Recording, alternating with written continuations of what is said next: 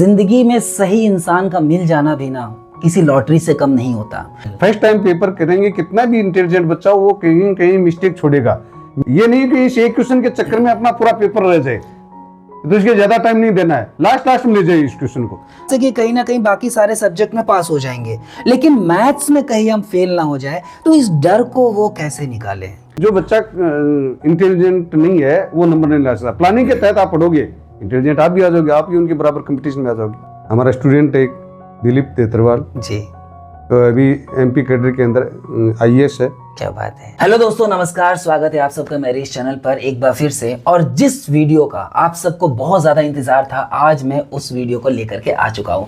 जी हाँ दोस्तों, math subject है और हमारे सामने मैथ्स के महान शख्सियत सर ओम प्रकाश जी हमारे सामने मौजूद है, हमारे साथ मौजूद है, जो अपने जिंदगी का बहुत ही मूल्यवान समय मैथ्स को दिया है। इन्होंने हमारे साथ मौजूद है भारतीय स्कूल के वाइस प्रिंसिपल सर स्वागत है आपका यहाँ पर। बहुत बहुत धन्यवाद, आपने इतना कीमती समय निकाल करके आप यहाँ पहुंचे हो।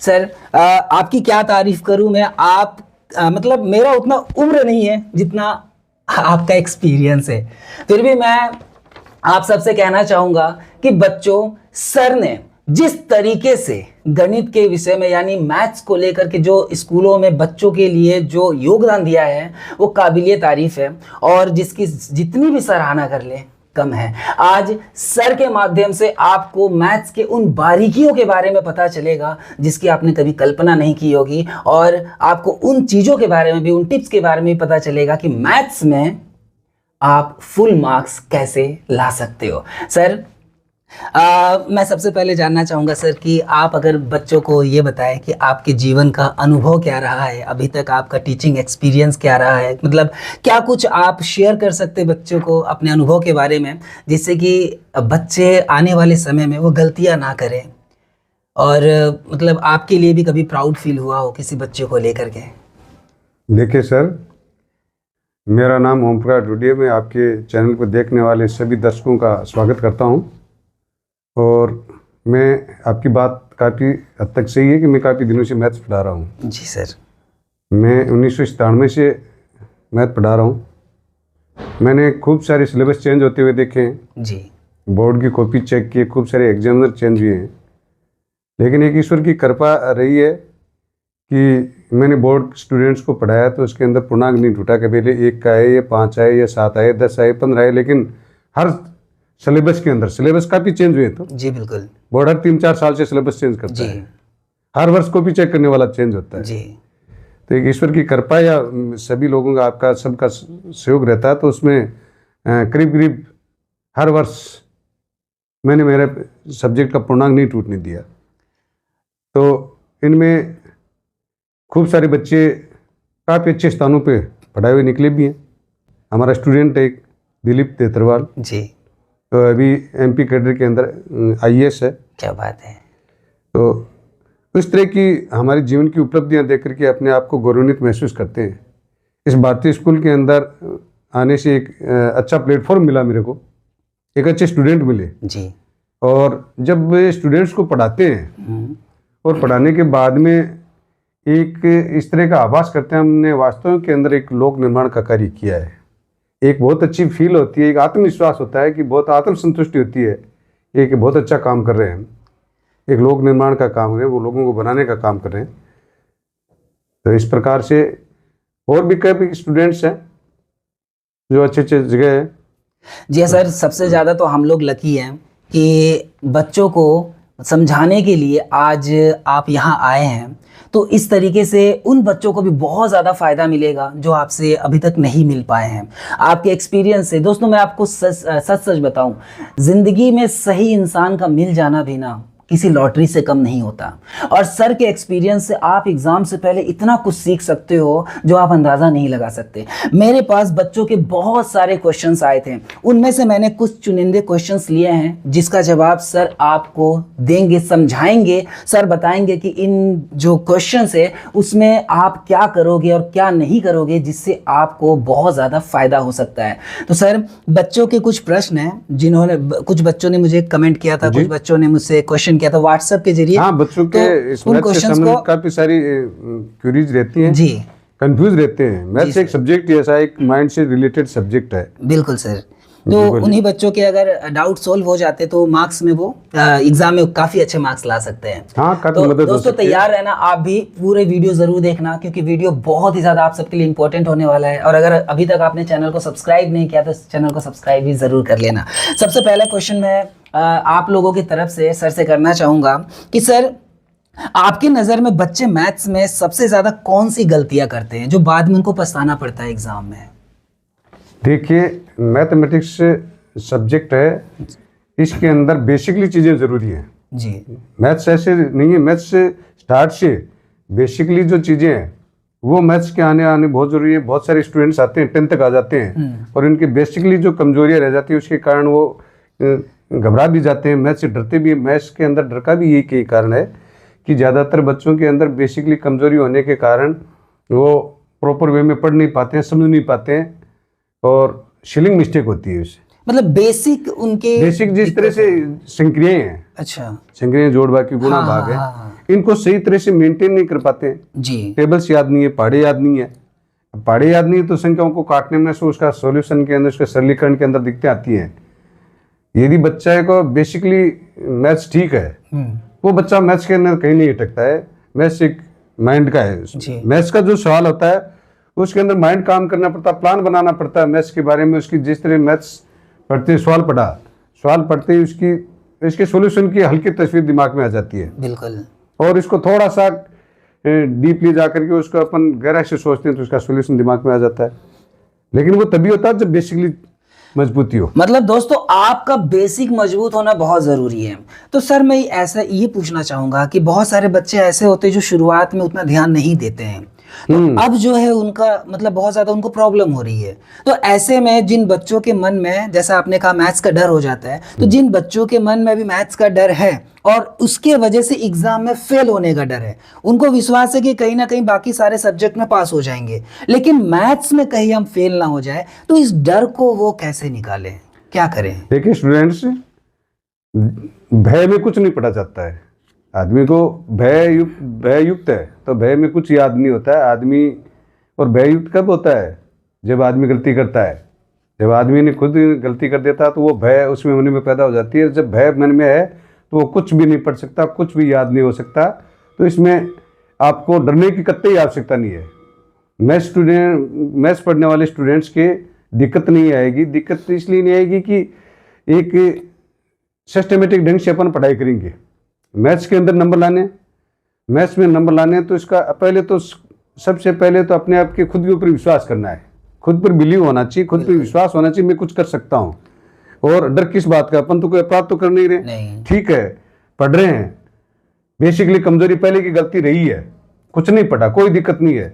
लेकिन जो व्यक्ति पढ़ा रहा है उसको पहले तो आपको ये सोचना देखना है कि बोर्ड के ऊपर कैसे पढ़ा रहा है, क्या पढ़ा रहा है, उसमें आप अपने आप का 100% दीजिए। बोर्ड के ऊपर क्या चल रहा है, वो क्या अगला क्या पढ़ा रहा है, क्या बता रहा है, क्या बोल रहा है, उसके एक एक शब्द को ढंग से सुनिए और उसके ऊपर क्या लिख रहा है उसको ढंग से सारी चीजें समझने के बाद में आपको इसके ऊपर आना है कि अब मेरे को क्या करना है। नंबर लाने के लिए एक इजी टॉपिक चुनने। कमजोर बच्चे हैं काफी, लेकिन अपने को डर को भगाना है। तो डर को भगाने के लिए अपन जो चीजें, एक अच्छा अध्यापक होता है वो एक पहले जो टॉपिक शुरू करता है तो उसकी बेसिकली इसमें क्या क्या चीजें काम में आने वाली हैं वो साइड में पहले समझाई जाती हैं। उस समय आप बच्चे को इस तरह से विशेष तौर से ध्यान देना चाहिए कि बोर्ड पेपर जो इस प्रश्नावली में या चैप्टर के अंदर काम आने वाली चीजें हैं वो बेसिकली सर समझा रहे हैं तो उसको ढंग से समझे तो आपका भय दूर हो जाएगा। तो फिर उसके जो चीजें काम में आएंगी वो साइड में समझाई जा रही है तो पहले उनको देखिए। सही बात है। और उनको देखने के बाद में उसको आप थोड़ा सा गहराई से ले लिए, उनको क्वेश्चन हो तो वहां पुटअप कीजिए। तो ताकि वो पीछे की जो चीजें हैं वो क्लियर करता लाएगा, वो अध्यापक क्लियर करता लाएगा तो वहां आपकी 90% कमजोरियां दूर हो जाएंगी, तो उसमें आपका भय दूर हो जाएगा। बहुत सारे बच्चे तो पूछते ही नहीं है क्लास में। हाँ, सबसे बड़ी समस्या ये है कि पूछने स्टूडेंट्स के क्वेश्चन दिमाग में क्रिएट होने चाहिए। जिस स्टूडेंट के दिमाग में क्वेश्चन क्रिएट होते हैं वो उसका मतलब वो पढ़ रहा है। वो पढ़ रहा बात है। है। जिस स्टूडेंट्स के दिमाग में क्वेश्चन क्रिएट नहीं हो रहे हैं, इसका मतलब उसको रुचि नहीं ले रहा है, ना वो पढ़ रहा है। अब वैसे ही लास्ट में फंसते हैं वही बच्चे। हाँ, क्वेश्चन जनरेट होने चाहिए। जिस स्टूडेंट के क्वेश्चन जनरेट होते हैं वो क्वेश्चन जनरेट करने चाहिए, रुचि लेनी चाहिए। तो दोस्तों आपको बस इतना समझना है, फिलहाल मैं आज सिंप्लीफाई करना चाहूंगा कि सबसे पहली बात तो डरना नहीं है। अब जो हुआ सो हुआ। अगर आप डर गए तो जो बच्चे पढ़े हैं ना वो अपना मार्क्स कम कर देंगे, यानी जितना ला सकते थे उतना नहीं आएगा अगर डर गए तो। और जो बच्चे फेल होने के कागार पर है वो डर जाएंगे तो डेफिनेटली फेल होंगे ही होंगे। तो ऐसे में आपको अपने डर पर काबू रखना है और जिन चीजों को, यानी कि स्पेशली सर ने यानी आपके टीचर्स ने जो क्वेश्चंस करवाए थे, एक बार आप शांत मन से उसका रिवीजन कर लो। सही रहेगा ना सर? बिल्कुल रिवीजन करना। जो चीज समझाई है बोर्ड में देख लिया, उसका मेथड क्या है कि क्वेश्चन मैथ्स के अंदर क्वेश्चन क्या हुआ नहीं आएगा। जो मैं पढ़ा रहा हूँ जरूरी नहीं मेरा पढ़ाया हुआ क्वेश्चन हुआ है। हाँ। पेपर सेटर भी अपना एक माइंड सेट रखता है, बिल्कुल। वो मेरे क्वेश्चन को चेंज कर सकता है, किताब के क्वेश्चन को चेंज कर सकता है। उसको उसका मेथड देखना है। सही बात है। उसका मेथड क्या फॉलो किया है सर, मेथड क्या उसको फॉलो करना है, क्या मेथड लगाया है, कौन सी विधि लगाई है, किस तरीके से संख्याएं रखनी है, पुटअप की है, क्या इस तरह से संख्याओं का सरलीकरण करने का तरीका क्या रखा है, उस चीजों को देखना है और उसका फिर रिवाइज करो उस तरीके से। सर इसी टॉपिक से रिलेटेड एक बच्चे ने प्रश्न किया था जी। कि सर क्या मैथ्स में मार्क्स लाने के लिए इंटेलिजेंट होना जरूरी है? नहीं, इंटेलिजेंट की जरूरी नहीं है। इंटेलिजेंट हो भी सकता है बच्चा। हाँ। जरूरी नहीं पहले इंटेलिजेंट नहीं हो। हाँ। बच्चे स्टूडेंट्स के दिमाग में सर बहुत बड़ी ताकत होती है। सही बात है। स्टूडेंट्स के दिमाग में बहुत, यदि वो सही दिशा के अंदर यूज कर रहा है हाँ। तो वो इंटेलिजेंट अपने आप हो जाएगा। उसकी विधि है, उसको एक प्लानिंग बनानी पड़ती है। मैथ्स पढ़ने की प्लानिंग बनानी पड़ती है। जी। काम करते प्लानिंग बनानी पड़ती है कि मैथ्स के अंदर अच्छे नंबर्स लाने के लिए पहले उसके अंदर हर जो चैप्टर होता है वो अंक बार होता है, उसमें बोर्ड ने अंक बार दे रखा है। ठीक है। तो आपने को इजी चैप्टरों का पहले छंटनी करके देखना है कि मेरे को कितना क्वेश्चन आ गया। जैसे 50 नंबर का कवर कर लिया, बिल्कुल। नंबर तो 30 ही बचे हैं। हाँ। 50 नंबर का कवर होने के बाद में 30 नंबर पे ताकत लगाओ सही है। और 30 जो हार्ड है और उसमें उसकी मदद लो। जो टीचर्स हैं, सब्जेक्ट टीचर हैं, उनकी मदद लो।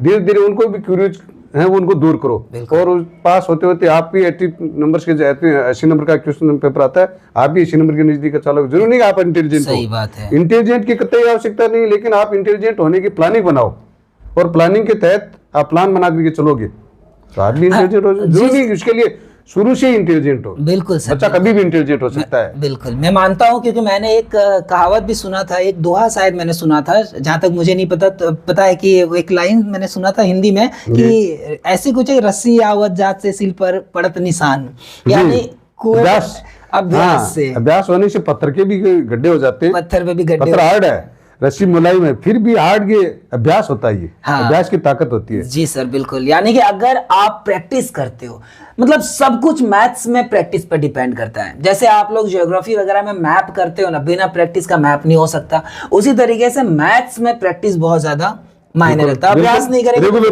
रेगुलर प्रैक्टिस, सिस्टमेटिक तरीके से, प्लानिंग तरीके से, है ना सर? प्लानिंग के तहत प्रैक्टिस करोगे तो आपकी उसमें जो टाइम दे रहे हो आप उसकी उपयोगिता रहेगी। मतलब सबसे पहले जो बेसिक है उसको क्लियर करते हुए फिर हम कम से और हार्ड तक हम लोग धीरे धीरे चलें। और इसके बाद में हर उसमें तो मैथ्स के अंदर तो पर्टिकुलर एक एक चैप्टर का नंबर्स हैं। हाँ। तो उसमें तो आपको रिजर्व कर देता है कि आज इसने मैंने इतने 4 नंबर का, 3 नंबर का, 7 नंबर का, इतने होकर के मेरे 50 नंबर का तो हो गया क्लियर। नंबर तो 30 बचे हैं। सही बात है। 50 नंबर क्लियर हो गया, 30 नंबर को टाइम दो। जो चीज हार्ड है उसको इजी बना लो, उसके ऊपर ध्यान दो, उसको पढ़ो। इससे तो बहुत अच्छे मार्क्स आ जाएंगे। हाँ, बहुत अच्छे आ जाएंगे। जरूरी नहीं कि जो बच्चा इंटेलिजेंट नहीं है वो नंबर नहीं ला सकता। प्लानिंग के तहत आप पढ़ोगे, इंटेलिजेंट आप भी आ जाओगे, आप भी उनके बराबर कंपटीशन में आ जाओगे। बिल्कुल, कोई दिक्कत नहीं है। यानी कि फॉर्मूला। एक बात का एक बात का और ध्यान रखना है कि दूसरे से वैसे भी कोई कंपैरिजन नहीं करना है। सही बात। खुद से कंपैरिजन करो। ये कोई अपना कम्पिटिटिव एग्जाम तो है नहीं, बोर्ड का एग्जाम है, कम्पिटिटिव एग्जाम नहीं है। ये नहीं कि अपने को इतनी 100 शीट के अंदर अपना है, अपने को तो खुद के परसेंटेज बढ़ाने हैं, खुद के। और कम्पिटिटिव एग्जाम में तो थोड़ा क्या होता है कि थोड़ा सा भय होता है, मेरा नंबर आएगा कि नहीं आएगा, कि मैं रेंज में आऊँगा कि नहीं। इसमें तो किस बात का है, नंबर आने, एक फ्री माइंड ले आप एग्जाम में जाइए और डरना नहीं है। एग्जाम के नाम से, वैसे स्टूडेंट एग्जाम के नाम से डरते हैं, एक परीक्षा नाम ही ऐसा समझो हर कोई डर लगता है। इससे कोई डरने की वाली बात नहीं है। अपने आप से कंपटीशन करिए, मेरे में सुधार करना है, जो समय बचा है उसको उपयोग करना है, तो इसमें आपको अपने आप को सुधार कर अपने आप का 100% देना है, नंबर आते जाएंगे। मैं खुद डरता था मैथ्स से, सबसे हाँ। ज्यादा टेंशन ना सर मुझे मैथ्स मैथ्स का ही सब्जेक्ट होता ऐसा, था। मैथ्स एक मेंटल एबिलिटी का माइंड वाला है। हाँ। उसमें दिमाग काम लगाना पड़ता है, प्लान बनाना पड़ता है कि इसमें क्वेश्चन को ढंग से पढ़ना पड़ता है, क्या दिया हुआ है, क्या पूछ रहा है, जो पूछ रहा है वो क्वेश्चन में अपने को मिलेगा कि नहीं मिलेगा, यदि नहीं मिला तो वो कहाँ मिल सकता है। और जरा भी अगर गलत तरीके से आपने समझ लिया ना तो गलत आंसर हाँ, निकल के आ जाएंगे। उसका ट्रिक दूसरा हो जाएगा। हाँ, बिल्कुल उसका ट्रिक दूसरा हो जाएगा। क्वेश्चन सेट होता है, एक स्टेट लेवल का क्वेश्चन बनता है, क्वेश्चन पेपर बनेगा, तो उसके अंदर मेंटेन तो स्टैंडर्ड मेंटेन तो करेगा ही, स्टैंडर्ड मेंटेन करेगा। किताब का क्वेश्चन है, हूबहू है, लास्ट का जो शब्द वर्ड बदल दिया तो पूरा क्वेश्चन का मायना बदल क्वेश्चन गया, का मतलब बदल जाएगा। पूरा सही मायना। बात इसलिए है। क्वेश्चन को फर्स्ट से लेकर के लास्ट तक पढ़ना। एक बार में यदि क्वेश्चन नहीं समझा तो उसको दोबारा पढ़िए, और क्वेश्चन को पढ़ते समय देखना है, क्वेश्चन नहीं समझा रहा तो इसमें ये देखना है कि कौन से चैप्टर से क्वेश्चन आ रहा है, और चैप्टर से आ गया तो उसके बाद उस टॉपिक में जाना है कि कौन से टॉपिक से है और उसमें क्या चीज मिल रहा है, क्या पूछ रहा है। जो पूछ रहा है उसके लिए सारी सामग्री इसमें मिल रही कि नहीं मिल रही, नहीं मिल रही तो कहाँ मिलेगी। जिस तरह से वर्ग का इसका वर्ग का क्षेत्रफल पूछ लिया, त्रिज्या नहीं थी, परिधि दे दी, ठीक है, तो परिधि से त्रिज्या निकालो और त्रिज्या को इसमें पुटअप करो, क्षेत्रफल आ जाएगा। मतलब डायरेक्ट नहीं देता था, थोड़ा सा हाँ मिलेगा, वही क्वेश्चन में ही मिलेगा। कुछ क्वेश्चन कहेगा, गणित की एक खासियत होती है, गणित की क्वेश्चन कहता रहता है कि ऐसे करो, तब आप चलो क्वेश्चन चलाता है, यदि उसको ढंग से समझ लिया तो क्वेश्चन ऑटोमेटिकली समझा देगा कि आपको ये करना है एकदम। यानी कि दोस्तों आपको 15 मिनट, यानी शुरुआत में जब आपको क्वेश्चन पेपर मिलेगा उसी ड्यूरेशन में 15 से 20 मिनट में ही आपको पूरी प्लानिंग कर लेनी होगी कि किस तरीके से आपको आंसर सॉल्व करना है। यानी कि शुरुआत के 15 मिनट का अगर आपने सही तरीके से फायदा उठा लिया तो आपके मार्क्स कटने के जो चांसेस है ना, और जो गलतियां होने के जो चांसेस वो बहुत कम हो जाएंगी, और जीरो हो जाएगी, वो बिल्कुल जीरो हो जाएंगी, कम हो जाएंगी। तो सर मैं ये पूछना चाहता हूँ कि जो बच्चे प्रैक्टिस कर रहे हैं मैथ्स के लिए, क्या उनके लिए एनसीईआरटी काफी है, एनसीईआरटी की बुक या अदर? मैं इस संदर्भ में आपके चैनल के माध्यम से स्टूडेंट्स को कहना चाहता हूँ, आजकल क्या एनसीईआरटी को बहुत लिमिट कर दिया। लिमिट ये कर दिया कि एनसीईआरटी नहीं, एनसीईआरटी से अलावा भी थोड़ा सा ग्रिड भी चाहिए, थोड़ा सा और बाएं दाएं साइड की और बहुत सारी चीजें वो पढ़िए। आजकल क्या है कि आरबीसी का जो पुरानी किताबें थी, आरबीसी ने अपने तो कोरोना के बाद में सिलेबस बहुत कम कर दिया, बहुत जो थोड़ा सा लेवल मेंटेन करने वाले थे उस टॉपिक्स को हटा दिया। मैं राजस्थान बोर्ड से कहना चाहता हूँ कि जो पुरानी किताबें उसको वापस लागू करो। उनके अंदर बहुत सारे टॉपिक्स हैं वो हटा दिए। हटाने के कारण आगे के जो कम्पिटिटिव एग्जाम है उनमें वो टॉपिक्स आ रहे हैं, 10th में पढ़ाए नहीं जा रहे हैं, 10th में नहीं पढ़ाए जा रहे हैं, तो इससे आगे जाकर के बच्चों की दिक्कत आ रही है। ये कॉम्पिटिटिव लेवल पे भी ये दिक्कतें बच्चों की दिक्कत आ रही है। तो मैथ्स के अंदर तो इसमें एनसीईआरटी नहीं, दूसरी जैसे आरबीसी की पुरानी किताबें सिलेबस की बहुत पुरानी किताबें, तो उनको यदि कहीं काम मिलती है तो उनको निकालिए, उनको पढ़िए। उनके अंदर बहुत सारे टॉपिक्स हैं जो अभी नहीं पढ़ाए जा रहे हैं। और आजकल क्या है कि हर बोर्ड ने अपने स्टूडेंट्स के मार्क्स अधिक लाने के लिए सिलेबस को बहुत कम कर दिया। 70% सिलेबस के कोरोना के बाद में जितना सिलेबस था वो ही रख दिया। कोरोना के अंदर तो स्कूल ही नहीं लगी थी, लोग होम स्टडी कर रहे थे, घर पे पढ़ रहे थे। अब स्कूलें प्रॉपर वे में कर रहे हैं तो वो सिलेबस वापस पूरा करना चाहिए। बिल्कुल 30% सिलेबस कम कर दिया। आगे टॉपिक्स जो हार्ड टॉपिक्स है वो हटा दिए, पूरे चैप्टर हटा दिए। जब ये वो चैप्टर आगे कम्पिटिटिव एग्जाम में आ रहा है तो बच्चा कहाँ से पढ़ेगा। तो मैं ये मतलब उस लेवल पे जाने पर उनका बेस कमजोर हो जाता है। वो बच्चा ही नहीं पढ़ रहा, बच्चा अभी क्या कर रहा है कि बच्चे को तो अभी नहीं करेंगे बेटा ये सिलेबस के बाहर नहीं जाना है, जो जितना सिलेबस है वो भी पढ़ाएंगे। तो सिलेबस के अंदर एक निश्चित दायरा है उसमें पढ़ रहा है। मैथमेटिक्स को जहाँ कहीं भी दूसरी किताबें मिले, एनसीईआरटी से बाहर की मिले, उसको पढ़िए। एनसीईआरटी में बहुत कुछ है, मैथमेटिक्स में भी एनसीईआरटी में बहुत कुछ है, लेकिन जो राजस्थान बोर्ड की पुरानी किताबें हैं उनके अंदर जो एनसीईआरटी उससे भी बहुत अच्छी चीजें लिखी हैं। मैं एनसीईआरटी बोर्ड की बुराई नहीं कर रहा हूँ, एनसीईआरटी में भी बहुत अच्छी चीजें, लेकिन उससे बाहर भी राजस्थान बोर्ड की भी पुरानी किताबें वो बहुत अच्छी थी, उनको भी पढ़नी चाहिए मिलना। तो मतलब दोस्तों बात क्लियर है, सिंपल शब्दों में अगर कहें तो सबसे पहले तो आप अपना एनसीईआरटी सिलेबस कंप्लीट कर लीजिए। लेकिन अगर जाना है, किसी से आगे निकलने की होड़ अगर लगी है तो आपके पास कुछ एक्स्ट्रा हथियार भी होने चाहिए। जैसे सेना के पास सिर्फ बंदूकें ही नहीं होती, बहुत कुछ होता है। उसी तरीके से आपके पास भी सिर्फ और सिर्फ एनसीईआरटी की सिलेबस नहीं बल्कि और भी साइड में बहुत सारे आपके मतलब ऐसे बुक्स भी होने चाहिए जिनको आप कवर ना कर कर चुके सकते हो। ऐसे में मार्क्स अच्छे आ जाएंगे। सर कुछ मतलब ऐसे एवरेज बच्चों के भी प्रश्न है, मतलब कुछ ऐसे भी बच्चे हैं जिन्होंने ठीक से पढ़ाई नहीं की है लेकिन उनको एक प्रॉब्लम फेस करना पड़ रहा, फॉर्मूलाज बहुत जल्दी भूल जा रहे हैं वो। तो एक छोटा सा प्रश्न था कि फॉर्मूलाज याद करने का कोई तरीका वगैरह? देखो फॉर्मूले में ये है, जैसे कोई चैप्टर स्टार्ट होता है जी। तो उसको फॉर्मूले अच्छी तरह से समझाए जाते हैं, ध्यान दो, ध्यान से पढ़ो। फिर फॉर्मूला कैसे, फॉर्मूले को बार बार रटने से नहीं होगा। फॉर्मूले के ऊपर क्वेश्चन निकालिए आप, फॉर्मूला दिया हो तो फॉर्मूले के ऊपर सवाल निकालिए, हर सवाल के अंदर फॉर्मूला लगाइए, वो फॉर्मूला ऑटोमेटिक याद हो जाएगा। मतलब प्रैक्टिस है, उस फॉर्मूले के ऊपर क्वेश्चनों की प्रैक्टिस कीजिए और हर क्वेश्चन के अंदर आप सॉल्यूशन करते समय शॉर्टली वो फॉर्मूला लगाइए, ऑटोमेटिकली दिमाग में फॉर्मूले एडजस्ट होते जाएंगे। मतलब दोस्तों अगर आप लास्ट मोमेंट पे आकर के सोच रहे हो ना कि फॉर्मूला जल्दी याद हो जाए, तो इस वक्त भी हम यही कहेंगे कि आप उस फॉर्मूला से रिलेटेड कुछ ना कुछ क्वेश्चन सोल्व कर लीजिए, जिससे कि वो आपको दिमाग में सेट हो जाएगा, वो फॉर्मूला सेट हो जाएगा। उसके बाद में जैसे ही आपके उस फॉर्मूले से संबंधित क्वेश्चन आएगा वो फॉर्मूला तुरंत दिमाग में आ जाएगा आपके। बिल्कुल, मतलब वही घूम फिर कर आ जा रहा है, अभ्यास होनी चाहिए। हाँ, अभ्यास होना चाहिए, प्रैक्टिस होना चाहिए। बहुत ज्यादा जरूरी है। तो दोस्तों अभी तक तो हमने बेसिक क्वेश्चंस किए हैं जो आपने सर से पूछा है। अब हम लोग आएंगे कुछ मतलब एग्जाम ओरिएंटेड पे कि अगर आप एग्जामिनेशन हॉल में बैठे हो तो क्या करना चाहिए, कैसे आपको क्वेश्चन पेपर अटेंड करना चाहिए, और कुछ एक्स्ट्रा डाउट्स भी हम लोग लेकर के आए हैं सर से पूछने के लिए, क्योंकि सर ने अपनी जिंदगी में जो अनुभव कमाया है वो कमाने में हमें इनसे ज्यादा समय लग सकता है, लेकिन सर अगर अपना अनुभव हमसे शेयर कर ले तो हम अभी इसी वक्त बहुत कुछ सीख सकते हैं। तो अभी भी आप वीडियो पे बने रहना, अगर अभी तक आप चैनल पे बने हो तो चैनल सब्सक्राइब जरूर करना। चलिए सर से अगले आप सबके प्रश्न से रिलेटेड हम चर्चा करते हैं। सर प्रश्न ये है कि मैथ्स का पेपर अटेम्प्ट करने का सही ऑर्डर, यानी कि जो सही क्रम है ना, अगर कोई बच्चा एग्जाम हॉल में बैठ के एग्जाम दे रहा है तो उसका सही क्रम क्या होना चाहिए जिससे कि टाइम को मैनेज किया जा सके? टाइम मैनेजमेंट पर आ जा रही है। टाइम मैनेजमेंट के लिए बहुत सारे बच्चों का होता है क्वेश्चन के हमारा पेपर छूट गया जी।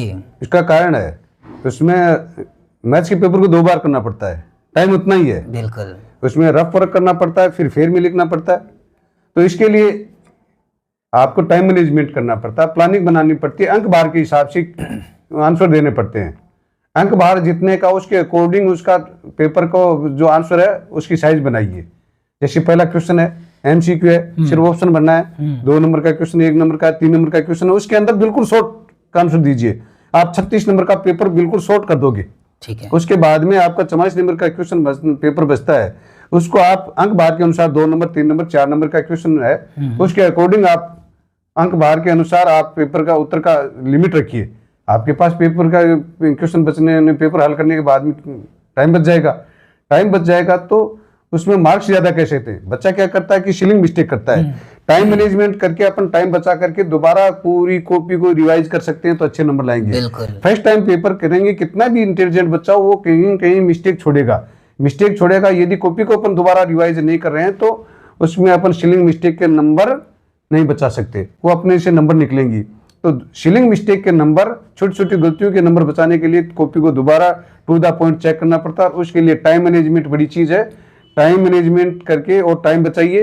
3.25 घंटे का पेपर है, आप 2.25 घंटे या 2.5 घंटे के अंदर पेपर के 40-45 मिनट लास्ट के उसको वहां टाइम दीजिए कि कौन सा पेपर, कौन सा क्वेश्चन, किस तरह से गणना में कोई गलती, आंसर, मार्क्स, ये यूनिट लिखी कि नहीं लिखी, कोई क्वेश्चन रह तो नहीं गया, सारी चीजें मैनेज करके 30-40 मिनट ये से बचाना चाहिए। मतलब सर मैं ये कहना चाहता हूँ कि अगर सेक्शन वाइज जो चैप्टर डिवाइड रहता है, सेक्शन वाइज जो क्वेश्चन पेपर डिवाइड रहता है, तो पहले बच्चों को एमसीक्यू करना चाहिए या जो आ रहा है वो कर सकते हैं? एमसीक्यू तो निश्चित है, पहले क्वेश्चन छोड़ दो। हाँ। पहला क्वेश्चन है, इसमें 18 एमसीक्यू है तो एमसीक्यू शेप हो जाएंगे, वो तो एक में होना है। उसके बाद में 2 नंबर भी खालिस्तान का है, 3 नंबर 1 लाइन का, 2 लाइन का।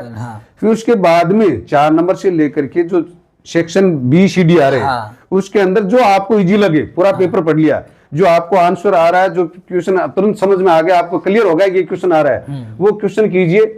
पहले जो क्वेश्चन आ रहा है वो जरूरी नहीं कि आप सीक्वेंस से करो, कतई जरूरत नहीं है। आप 4 नंबर का क्वेश्चन पहले कर सकते हो, 2 नंबर का बाद में कर सकते हो, बीच में 3 नंबर का आपका क्वेश्चन नंबर सही लगाइए।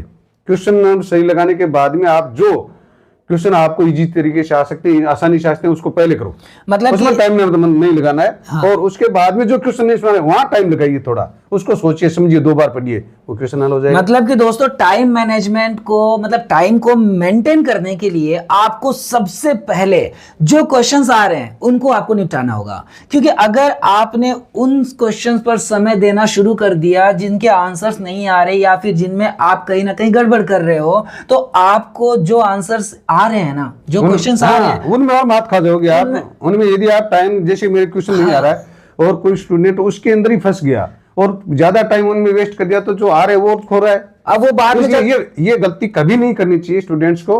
परीक्षा के दौरान इरिटेट नहीं होना चाहिए, घबराना नहीं चाहिए, बिल्कुल शांति से पूरा पेपर पढ़िए। जो चीज आ रही है, जो क्वेश्चन आ रहे हैं उनको तुरंत हल करना शुरू कर दीजिए बिना टाइम खोई, और पूरा जो आ रहा है उसके टिक कर लिया कि मैंने इतना पेपर क्लियर कर दिया। उसके बाद में बच्चा है उसको टाइम दीजिए, उसको पढ़िए, समझिए, एक बार नहीं 2 बार पढ़िए, अपने आप समझ में आ जाएगा। नहीं तो जो आता है उनमें भी गड़बड़ हाँ, उनमें पेपर इसलिए तो छूटता है, जो आ रहा है नहीं आ रहा था उसके अंदर फंस गए, जो आ रहा है वो पेपर छूट गया, तो जो कम से कम आ रहा है उसको तो पहले सेव करो। बिल्कुल सर, ऐसे बच्चों आप ऐसे टाइम मैनेज कर सकते हो। सिंपल सी बात है, मैथ्स में जो आ रहा है उसे पहले अटेंड करो, इससे आपका समय बाद में बहुत मिलेगा। बाकी क्वेश्चन, दूसरी बात ये कि गलत क्वेश्चन को गलत करने की संभावनाओं को 0 कीजिए। क्वेश्चन को गलत नहीं करना, पहले देखना, पहले तक जो दिमाग के अंदर धुंधली तस्वीर बनी है उसको ही उकेरना है। तो उसमें देखना है कि अपना क्वेश्चन गलत क्वेश्चन गलत हो गया तो अपना टाइम डबल मैनेजमेंट करना पड़ेगा। एक तो वो टाइम चला गया, दोबारा करने पड़ेगी। इसलिए आप गलती करने की संभावना को पहले धैर्य रखें, धैर्य के तसल्ली से पेपर करें। टाइम बहुत है, 3.25 घंटे टाइम बहुत है, ये कम से कम 2.5 घंटे का पेपर होता है। 3.25 घंटे 45 मिनट ये होते हैं कि बच्चा घबराए नहीं, आराम से पढ़ ले। बोर्ड खूब टाइम दे रहा है, पहले तो ये 3.25 घंटे देती थी बोर्ड, 3.25 घंटे के अंदर ये पेपर करना था और उसके अंदर सिलेबस बहुत हार्ड था। अब तो बहुत आसान पेपर, आसान सिलेबस है, इसमें इस सिलेबस के अंदर कहीं घबराने की कतई आवश्यकता नहीं है, बिल्कुल नॉर्मल पेपर आता है और तसल्ली से आप पेपर हल करोगे तो कोई दिक्कत नहीं आएगी। कोई दिक्कत नहीं आएगी। तो उम्मीद है आप दोस्तों समझ गए होंगे कि किस तरीके से टाइम मैनेज करना है। सर, इसी टाइम मैनेजमेंट से रिलेटेड एक प्रश्न है, बच्चों का ही प्रश्न है कि सर अगर एक क्वेश्चन पर हम कहीं अटक जाए तो उस क्वेश्चन में ज्यादा से ज्यादा हम कितने देर कोशिश करें, ज्यादा समय मतलब कितनी देर तक हम कोशिश करें, अगर नहीं हुआ तो फिर कब हम उसको छोड़ दो, उस क्वेश्चन को छोड़ दो, क्वेश्चन को छोड़ दो, इस क्वेश्चन को सबसे लास्ट में ले जाओ। एक क्वेश्चन पढ़ा, एक बार पढ़ा, 2 बार पढ़ा, नहीं समझ आ रहा, उसको छोड़ दो, उसके अगले क्वेश्चन को समझो धैर्य से। एक सबसे पहले तो बात है क्वेश्चन समझा। यदि आपकी तैयारी है, आपने टू द पॉइंट तैयारी की है, तो क्वेश्चन को कब कैसे समझा जाता है? क्वेश्चन को समझा जाता है, क्वेश्चन के अंदर जितने शब्द है उन शब्दों के बारे में पूरी जानकारी आपको है तो आप पूरा उत्तर दे सकते हो। सही बात है। आप क्वेश्चन में कहीं न कहीं आप किसी शब्द के बारे में सस्पेंस है तो उसके बारे में सोचिए, क्वेश्चन ये शब्द क्या है। गणित के अंदर जितने शब्द होते हैं उन शब्दों के बारे में जानकारी है, सब कर सकते हो आप। तो उसको आप सोचिए कि ये शब्द कहाँ से है, 1 बार दीजिए, 2 बार दीजिए, दिमाग पर जोर लगाइए, नहीं समझा उसको छोड़ दीजिए, अगले क्वेश्चन। ये नहीं कि इस एक क्वेश्चन के चक्कर में अपना पूरा पेपर रह जाए, तो इसके ज्यादा टाइम नहीं देना है, लास्ट में ले जाइए इस क्वेश्चन को, लास्ट में ले जा करके, और उसके बाद में टाइम बचता तो वहां दीजिए। बिल्कुल दोस्तों, अगर आपको कोई प्रश्न नहीं आ रहा है या आपने थोड़ा सा किया, आधा पर आप अटक गए, तो उसको उस समय के लिए स्किप कर दीजिए और दूसरे क्वेश्चन पर जाइए। और बाद में यानी कि सर उस क्वेश्चन पेपर पर, जो क्वेश्चन पेपर है, बच्चे अगर उस पर गोल कर दे कि हाँ ये प्रश्न को मुझे बाद में करना है, तो और ज्यादा आसानी रहेगा बाद में। हाँ, उसको साइन करके छोड़ दो, है ना। हाँ, उसको साइन करके छोड़ दो साइड में, उसके बाद में लास्ट में आप पेपर चेक करोगे तो वो साइन किया अपने आप ही दिमाग में रहेगा, अपना क्वेश्चन बकाया है, वहां चले जाओ, सारा पेपर हो गया, वहां चले जाओ। ये नहीं कि अपने को 76 नंबर का पेपर आ रहा है, 4 नंबर का नहीं आ रहा है, तो 4 नंबर के चक्कर में अपन 76 को छोड़ रहे हैं। पहले 76 को सेव करो और उसके बाद में 4 नंबर पे फोकस करो। बिल्कुल सर, आपने बिल्कुल सही कहा। दोस्तों, अब आपको उम्मीद है कि समझ में आ गया होगा कि जिन चीज़ों पर आपको बहुत ज़्यादा मेहनत करना पड़ रहा है ना, उसको थोड़ी देर के लिए स्किप करके जो आ रहा है उसको पहले आपको सॉल्व करना है, नहीं तो बाकी जल्दबाजी में आप बाकी पेपर भी खराब कर लोगे। सर, एक प्रश्न है कि जो मैथ्स वगैरह जो हम सोल्व करते हैं तो उसमें पूरे स्टेप्स लिखना जरूरी है या सिर्फ आंसर लिखना? अंक बार के अनुसार, जैसा अंक बार है, 4 नंबर का क्वेश्चन है, हाँ, 4 नंबर के क्वेश्चन में जितना डिटेल से लिख सकते हैं उतना लिखिए। 3 नंबर का है, उसके अनुसार अंक बाहर के अनुसार अपन उसका उत्तर की सीमा रखेंगे तो अपना टाइम मैनेजमेंट भी रहेगा, अंक भी सही रहेंगे। बिल्कुल ये तो अंक बाहर के अनुसार अपन उत्तर देना है इसमें। यानी कि अगर 4 मार्क्स का कोई क्वेश्चन है और आप उसको शॉर्टकट में निपटा दोगे तो मार्क्स कट जाएंगे। हाँ, बिल्कुल वो डिटेल से देना, पूरी मतलब डिटेल से लिखना है। 1 नंबर का सवाल उसमें पूरा पेज भर रहे हैं, हाँ, तो अपना टाइम तो वेस्ट हो रहा है, नंबर आ नहीं रहे हैं। 1 नंबर के लिए जहाँ 4 नंबर का क्वेश्चन पेपर कर रहे हैं, 4 नंबर का क्वेश्चन कर रहे हैं, उसमें जितना टाइम लगना चाहिए, जगह लगनी चाहिए, उतना एक नंबर में दे रहे नंबर आएंगे कहाँ से? टाइम वेस्ट हो रहा है, जगह जा रही है, कॉपी दूसरी लेनी पड़ेगी, उसमें टाइम वेस्ट होगा। तो इसलिए जैसा अंक बाहर है, स्टूडेंट्स को मैं बोलना चाहता हूँ कि जितना अंक बाहर है, क्वेश्चन पेपर 4 ABCD 4 सेक्शनों में आता है, एक नंबर में एक सेक्शन है, उसके अंदर कोई टाइम नहीं लगाना, एक एक लाइन के उत्तर है। MCQ के बाद में एक एक लाइन में डायरेक्ट उत्तर लिख सकते हो, नंबर आ जाएंगे।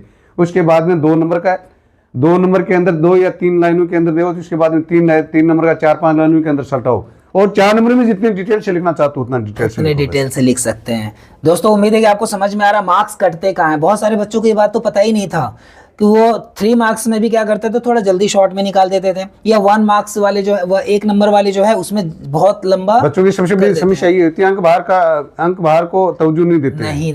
कि जैसा क्वेश्चन है उसके अनुसार छोटा क्वेश्चन भी, बड़े जो क्वेश्चन प्रश्नावली होते हैं उसमें छोटा क्वेश्चन भी बनता, तो उसमें आप बहुत शॉर्ट में दीजिए, और उसके बाद में 4 नंबर का क्वेश्चन है वहां लिखिए आप। सर आपने बिल्कुल सही बात कहा, ये बात सही बताऊं तो उससे टाइम मैनेजमेंट होगा। मैं अपने समय में मैंने ऐसे बहुत गलतियां की है, उससे टाइम बचा करके जो हार्ड क्वेश्चन है उसके ऊपर दिया जा सकता है, बिल्कुल दिया मतलब बच्चा इस तरह का मैनेजमेंट करके और पूर्णांक की तरफ जा सकता है। ये विधि पूर्णांक लाने की है। बिल्कुल बिल्कुल। तो दोस्तों उम्मीद है आपको समझ में आ रहा होगा कि जैसा मतलब मार्किंग सिस्टम है ना, मतलब कि अगर 4 मार्क्स के क्वेश्चंस है तो आपको आंसर लंबा लिखना, बड़ा बना करके लिखना है, ठीक है। पूरे एक एक लाइन आपको डिटेल में मेंशन करनी है, और बाकी मार्क्स के अकॉर्डिंग आपको सबको लिखना है, जिससे टाइम मैनेज हो जाए और आपके मार्क्स ज़्यादा आने के चांसेस बढ़ जाए। सर एक और प्रश्न है, और ये मुझे प्रश्न बहुत अच्छा भी लगा। प्रश्न ये सर कि टॉपर्स की जो आंसर शीट है और बाकी जो बच्चों के आंसर शीट होते हैं, जो नॉर्मल बच्चे होते हैं, उनमें ऐसा क्या फर्क होता है कि जिससे कि टॉपर टॉप कर जाते हैं और कुछ बच्चे सही लिखे होते हैं लेकिन उनके मार्क्स कट जाते हैं? देखिए वैसे तो हैंडराइटिंग होती है वो मैथ्स के अंदर ज्यादा इंपॉर्टेंट नहीं रहती है, लेकिन फिर भी एक कॉपी बनाने का तरीका होता है, ड्राफ्टिंग उसका कैसे सजाया कॉपी बनाने का तरीका होता है जी। और वो एक एक चीज को क्लियर करके, पूरा टाइम दे करके, पूरा स्पेस दे करके, उसके अंदर पूरा यूनिट वगैरह पूरा प्रॉपर वे के अंदर कॉपी तैयार करते हैं। ये इंटेलिजेंट बच्चे की उसकी देखो, पूर्णांक लाने के लिए दुनिया से एक्स्ट्रा ऑर्डिनरी होना ही पड़ेगा। जितने लोग कॉपी तैयार करें उससे अपन अलग कॉपी तैयार करेंगे, तब जाकर के अपन पूर्णांक पर पहुंचेंगे। तो पूर्णांक लाने के लिए ऑल ओवर सब कुछ सही होना चाहिए, तब जाकर के कॉपी की अलग चमक होती है। बहुत बच्चे ओवर राइटिंग कर देते हैं, यूनिट नहीं लिखते हैं, मात्रक नहीं लिखते हैं, बीच में कटिंग कर देते हैं, स्टेप्स छोड़ देते हैं। तो ये चीजें देखते हैं। एग्जामिनर क्या करता है कि अंक बाहर के अनुसार टू द पॉइंट हर एक चीज को चेक करेगा, उसको ये अपने आप लग जाएगा। बहुत सारी चीजें हम देखते हैं कि फर्स्ट रोल नंबर से पता चल जाता है कि ये बच्चा, रोल नंबर लिखने का तरीका साइज से पता चल जाता है कि बच्चे की राइटिंग से, और उसके बाद में कॉपी के अंदर इतने अच्छा तरीके से कॉपी करके आते हैं बच्चे कि टू द पॉइंट एक एक चीज को इंटेलिजेंट। हाँ, ये जरूरी नहीं कि जो बच्चा सीक्वेंस से नहीं करता उसके पूर्णांक नहीं आ सकते, आ सकते हैं बिल्कुल ही, लेकिन वो क्वेश्चन मार्क सही लगाते हैं, उसके अकॉर्डिंग उसको लिखते हैं, और जो चीजें प्रश्न में पूछी जा रही है वही चीजें लिख रहे हैं। मतलब सर अगला प्रश्न इसी से भी संबंधित है कि आपने अपने जीवन में बहुत सारे आंसर शीट चेक किए होंगे, तो सर आपके अनुसार? हाँ, मैंने 2004 तक बोर्ड की मार्कशीट, ये 2010 तक मैंने आंसर शीट, बोर्ड की आंसर शीट भी चेक की थी। हाँ, उनमें मतलब है इतनी शानदार कॉपी आती थी, जो बच्चा पूर्णांक की तरफ है उसे अपने आप पता चल जाता था कि ये बच्चा पूर्णांक की तरफ जा सकता है, इनमें नंबर काटने का प्रयास करे तो कट नहीं सकता था। तो जो बच्चा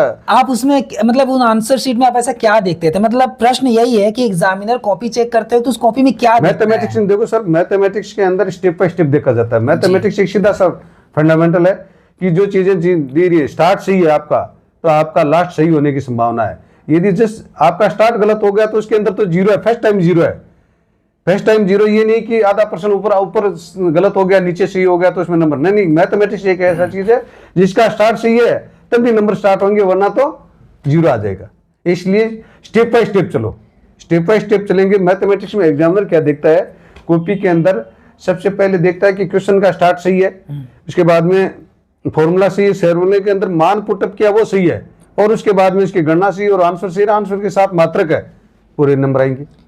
जो सिंबल लगने चाहिए वो लगने, जिस तरह से दिस इज इक्वल टू का चिन्ह फर्स्ट में लगता है, बराबर का आगे जाता तो वो एकदम बराबर बिल्कुल सिद्ध में हल करने का तरीका। एक नंबर दिए नहीं जाते, नंबर लिए जाते हैं। मतलब नंबर दिए नहीं जाते, हाँ, नंबर अपने पर डिपेंड करेगा, अपनी कॉपी तैयार करने के डिपेंड करेगा कि अपन कॉपी कैसे कर रहे हैं। कॉपी खिचड़ी बनाने, लाइन के ऊपर लाइन लिख रहे हैं, कटिंग कर रहे हैं, ऐसा नहीं होना चाहिए। बिल्कुल स्टेप बाय स्टेप, बीच में बिल्कुल समान अंतर, बड़े छोटे अक्षर में एक जैसे अंतर होना चाहिए। जो अपन डिजिट लिख रहे हैं, संख्यात्मक मान लिख रहे हैं, वो बिल्कुल सही आकार में लिखनी चाहिए। और आप अपना जितना सही आकार, सुंदर आकार देकर के लिखोगे, उतनी कॉपी की चमक अलग रहेगी, पूर्णांक आ जाएंगी। सर ये जैसे आपने कहा ना स्टेप मार्किंग, तो मैं ऐसे जानना चाहूंगा कि जैसे मान लीजिए 4 मार्क्स का क्वेश्चन है जी, तो उसमें अगर बच्चा पूरे डिटेल से लिखता है तो कितने में कितने मार्क्स मिल सकते हैं? इसमें कैसे होता है? बोर्ड डिवाइडेशन करके देता है। बोर्ड डिवाइडेशन करके देता है, जिससे 4 नंबर का सवाल है, हाँ। उसके अंदर फॉर्मूला है, उसका आधा नंबर है, उसके बाद में मान रखा, उसका 1 नंबर है, उसके बाद में गणना का आधा नंबर है, फिर लास्ट में उत्तर और मात्रा का 1 नंबर है। इसलिए हर एक स्टेप का नंबर होता है। बोर्ड भी 1, 1/2, 1, 1, 1/2, इस तरह से हर एक स्टेप का डिवाइडेशन करके और एग्जामिनर को निर्देशित करता है कि आप इस रूप में नंबर दीजिए, और इस रूप में एग्जामिनर भी इसी अकॉर्डिंग कॉपी चेक करते हैं। मतलब उन बच्चों के लिए एक अच्छी खबर हो सकती है जिन्होंने अभी तक ठीक से पढ़ाई नहीं की है, मतलब कि अगर वो ठीक से नहीं भी कर पा रहे हैं तो सर अगर वे लॉन्ग क्वेश्चंस में अगर काफी हद तक अगर सही पहुंच गए, इसमें इस तो तरह फॉर्मूला लिख दिया, फॉर्मूला सही लिख दिया, उसमें मान पुटअप सही कर दिया तो नंबर आने शुरू हो तो जाएंगे। नंबर आ जाएंगे, तो नंबर आने शुरू हो जाएंगे आपके नंबर आने, जब आपकी शुरुआत सही होगी तो नंबर की मतलब स्टार्ट होगी। मतलब कि बच्चों समझ जाओ कि बाकी सब्जेक्ट के मुताबिक मैथ्स में नंबर लाना आसान है, लेकिन अगर आपने सही तरीके हाँ, आपका स्टार्ट सही है, से स्टार्ट सही और आपकी मेहनत स्टार्ट भी सही करने के लिए क्वेश्चन को अच्छी तरह से समझना जरूरी है। बिल्कुल बिल्कुल सर। देखो दोस्तों कितनी सारी चीजें आपको सीखने को मिल रहा है, आप वीडियो में बने रहना। और भी बहुत सारे प्रश्न हैं जो मैं आप लोगों की तरफ से सर से करूंगा, और सर के एक्सपीरियंस से हमें बहुत सारी चीजें सीखने को भी मिल रही है। आप तो छोड़िए, मुझे बहुत सारी चीजें सीखने को मिल रही है सर, पता है। थैंक यू सर एक प्रश्न है, क्योंकि अब एग्जाम भी सामने ही है, बिल्कुल कुछ दिन बचे हुए एग्जाम शुरू होने में, तो क्वेश्चन ये है कि जो बच्चे मैथ्स में कमजोर हैं, क्या वो 80+ अभी भी ला सकते हैं क्या? मतलब अगर ला सकते तो तरीका देखो कैसा है? वैसे तो गणित का 100 नंबर का 20 तरंक होते हैं, 80 नंबर का पेपर होता है, लेकिन 80 नंबर कमजोर बच्चे के लिए थोड़ा सा डिफिकल्ट होता है। अच्छा, कमजोर बच्चों को क्या करना चाहिए? इजी चैप्टर्स हैं भाई, चैप्टर तो पूरा सिलेबस है, तो उसमें इजी चैप्टर भी है, हार्ड भी है। तो आप एक बार उनको बता दीजिए ना कि कौन से चैप्टर्स इजी चैप्टर हैं। अब वो बच्चा तो अलग अलग रुचि होती है, चैप्टर्स किसी के लिए समान से हार्ड है, बिल्कुल, तो किसी के लिए इजी है, किसी के लिए इजी है। सही कहा। निर्देशांक ज्यामिति है, वैसे तो मेरे अकॉर्डिंग तो जैसे निर्देशांक ज्यामिति है, समांतर श्रेणी है, द्विघात समीकरण है, और द्विघात ये बहुपद है, दूसरी प्रश्नावली है, चौगनी प्रश्नावली है, संख्या की है। मतलब बच्चे इनमें बहुत अच्छा स्कोर कर सकते हैं। हाँ, इनके अंदर प्रायिकता है, लास्ट प्रश्नावली प्रायिकता, उससे पहले वाली संख्या की है। हाँ। संख्या की बढ़िया इजी सवाल है, इजी गणनाएं हैं। हाँ। उससे इस तरह से 5-7 प्रश्नावली मिला करके बच्चा 40-45 नंबर ला सकता है। इनमें से इजी चैप्टरों को अलग छाड़ दो, वो क्लियर हो गए, उसके बाद में आप आगे बढ़ो। आप पहले इंश्योर इतना तो हो कि मेरे 40 नंबर तो आ जाएंगे, 50% नंबर आ जाएंगे। 50 नंबर का सिलेबस बहुत आसान है, आप अपने हिसाब से छांट करके अपने सब्जेक्ट टीचर से और थोड़ी मदद ले सकते हो उससे कि मेरे को ये सब्जेक्ट, ये टॉपिक। वैसे जो कमज़ोर बच्चे होते हैं उनके लिए हमारे पास भी आते हैं, हमारे पास भी कई प्रकार के बच्चे आते हैं, होशियार भी आते हैं, कमज़ोर भी आते हैं। हम कमज़ोर बच्चों की अलग से कैटेगरी छांट करके अलग, और उनके इसके अकॉर्डिंग तैयारी करवाते हैं। उनको पूरे सिलेबस में झोंकने की कतई आवश्यकता नहीं है। वाट टॉपिक्स हैं उसको छोड़ दीजिए, इजी प्रश्नावलियों का रिवाइज कर लीजिए, फिर उनको देख लीजिए, ये क्लियर हो गए, उसके बाद में उतना तो शेप हो गया, उसके आगे बढ़ो। कमजोर बच्चे भी अच्छे नंबर ला सकते हैं। बिल्कुल दोस्तों, मैं एक बार सर की बात को सिंप्लीफाई कर दूं आपके लिए। आप ऐसे समझो कि आपको 80 मार्क्स, अभी तो दिमाग में आप मार्क्स ही मत रखो कि कितने आएंगे, जो जिन्होंने नहीं किया है, बस मेहनत करना है कि आपको क्या करना है कि वो चैप्टर को अच्छे से रिवाइज कर लेना है जो जिनमें आप रुचि रखते हो, इजी है।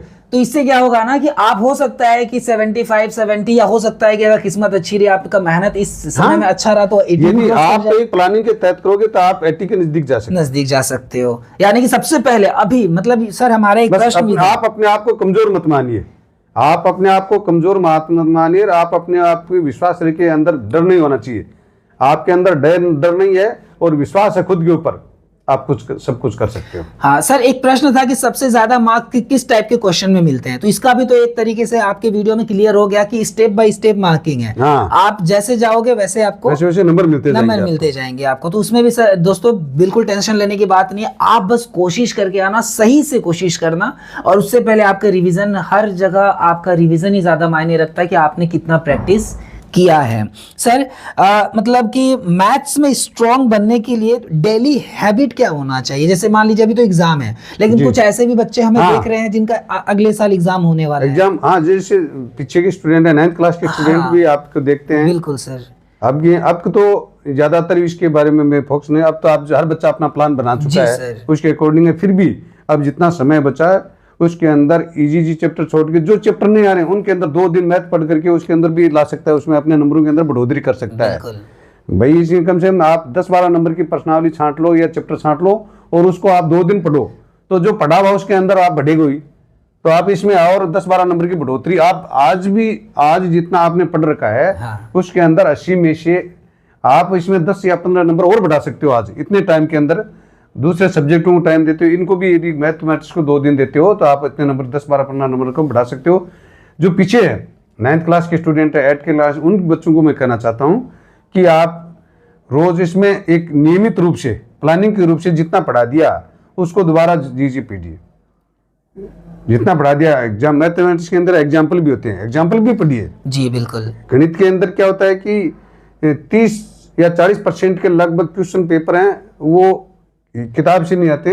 एक स्टेट लेवल का पेपर बनेगा तो अपना स्टूडेंट मेंटेन करे तो पेपर सेट रहे, वो कुछ अलग से भी देगा, क्वेश्चन चेंज भी करेगा, सिलेबस के अंदर होगा, लेकिन क्वेश्चन किताब में नहीं मिलेगा, आपको बाहर से हो सकता है। तो मैथमेटिक्स में क्वेश्चन कहीं से भी क्रिएट हो सकता है। इसलिए आप नया क्वेश्चन मिले, नई भाषा मिले तो इसे घबराना नहीं। आपका टॉपिक उसी भी किताब में से टॉपिक देखिए, वो क्वेश्चन कौन से टॉपिक से बनाया इसने, उस पर जाइए, अपने आप बन जाएगा और इसमें घबराना नहीं है। बिल्कुल बिल्कुल सर। नियमित रेगुलर 9th क्लास के स्टूडेंट यदि जितना पढ़ा रहे उतना तैयार कर लेते रोज तो गणित में कमजोरी नहीं रहेगी। मतलब उनके बोर्ड एग्जाम तक ये लगभग टॉपर की कैटेगरी में खड़े रहेंगे। और बार बार आप पीछे का रिवाइज करते रहिए, बार बार रिवाइज करते रहिए। ये नहीं कि आप अपन एक बार पढ़ लिया 4 महीने तक उस चैप्टर को छेड़ा ही नहीं तो आप वापस स्लिप हो जाएगा वो चैप्टर, दोबारा उसको रिवाइज करते रहिए। निश्चित अंतराल के दौरान आप रिवाइज करते रहिए, मंथली टेस्ट के द्वारा रिवाइज होता है। बिल्कुल बिल्कुल। यानी कि हमने इस वीडियो में दोस्तों अभी जो 8th में है, 7th में या जो 9th में है उनके लिए भी हमने मतलब लगभग वो बैकग्राउंड सर ने तैयार कर दिया है, जिससे कि आप आने वाले समय में टॉपर्स की कैटेगरी में शामिल हो जाओगे और मतलब महारत हासिल हो जाएगी दोस्तों आपके अपने सिलेबस पर।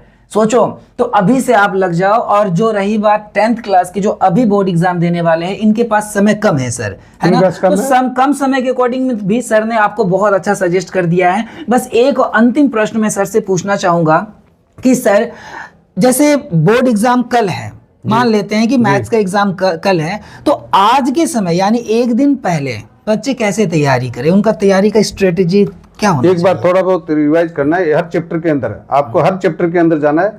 मोस्टली तो आपकी तैयारी है तो आप में पहले से पूरा मैथमेटिक्स कंप्लीट है, इसके बाद में हर टॉपिक के ऊपर थोड़ा थोड़ा एक बार रिवाइज करना है कि ऐसा तो नहीं है कोई क्वेश्चन है, फॉर्मूला है, कोई स्लिप हो रहा है, उसको एक बार रिवाइज कर लीजिए। और आप पहले दिन शाम तक जितना पढ़ा उसके बाद उसको फ्री रेस्ट होकर के पढ़िए। एग्जाम में जाओगे तो आपका एक बार पेपर मिलते ही आपका दिमाग बिल्कुल खाली रहेगा, उसके बाद में आप पेपर पढ़ोगे तो ऑटोमेटिक आपके दिमाग में उनके आंसर, जैसे जैसे पेपर पढ़ोगे आंसर आते रहेंगे। तो पहले दिन इतने सीरियसली नहीं लेना है, घबराना नहीं है। आप अपने आप थोड़ा सा हर टॉपिक के ऊपर थोड़ा थोड़ा रिवाइज करके टाइम दीजिए और बाकी हल्का सा रिवाइज कर लीजिए। मतलब हल्का सा रिवाइज कर लो और एग्जाम से पहले टॉपिक को टच करना है। हाँ, हर टॉपिक को टच करना है। फॉर्मूला वगैरह, फॉर्मूला है, क्वेश्चन देखने हैं कि कोई सा क्वेश्चन ऐसा है तो नहीं। हाँ, वैसे तो पढ़ते ही पता चल जाता है इस क्वेश्चन का सॉल्यूशन ये है, पूरी तैयारी है तो पता चल जाता है क्वेश्चन पढ़ते ही इसका सॉल्यूशन ये है, इसका सॉल्यूशन ये है। तो इसमें लंबी तैयारी अपन रिटर्न के अंदर जितनी तैयारी नहीं कर सकते, लेकिन एक शॉर्टली रफ करके उसका शॉर्टली क्वेश्चन आंसर निकाल करके और अपन उसकी रिवाइज कर सकते हैं पूरे सिलेबस को एक दिन के अंदर। बिल्कुल सर, मैं ऐसे नॉर्मली पूछना चाहूंगा कि बहुत सारे बच्चे अपने पेरेंट्स की तरफ से एक दबाव, प्रेशर फील करते हैं। बिल्कुल नहीं, पेरेंट्स पे मैं कहना चाहता हूँ, पेरेंट्स किसी प्रकार का प्रेशर नहीं डालें। बच्चा अपने आप में सब कुछ सही करना चाहता है, तो बच्चा अपने आप में यूनिक है, दूसरे बच्चों से अपने बच्चे की तुलना नहीं करें। बच्चा अपने आप में यूनिक है, वो उसका खुद का कंपटीशन है। तो बच्चे को प्रोत्साहन करना चाहिए, एग्जाम के अंदर प्रोत्साहन करना बहुत चाहिए, बच्चे से दबाव डरे देना रहते चाहिए। हैं ये नहीं, parents बच्चे को ये नहीं कहना चाहिए कि मेरे आपको इतने नंबर लाने हैं। आपको बच्चे को ये बोलना चाहिए कि आपको जितना आ रहा है आप अपना सब कुछ सही करिए, बहुत अच्छा होगा।